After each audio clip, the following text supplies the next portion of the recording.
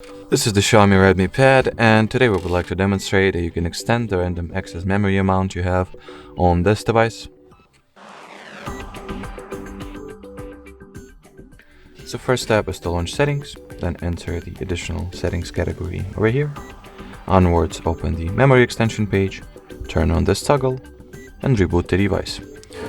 And after our tablet gets restarted, we'll be able to see that the RAM has been successfully increased by 2 GB. So let's wait for the tablet to reboot. Alrighty, so from what I can see, the tablet has been reloaded. Seems like, at least. So let's just go ahead, unlock it, change the orientation to the landscape.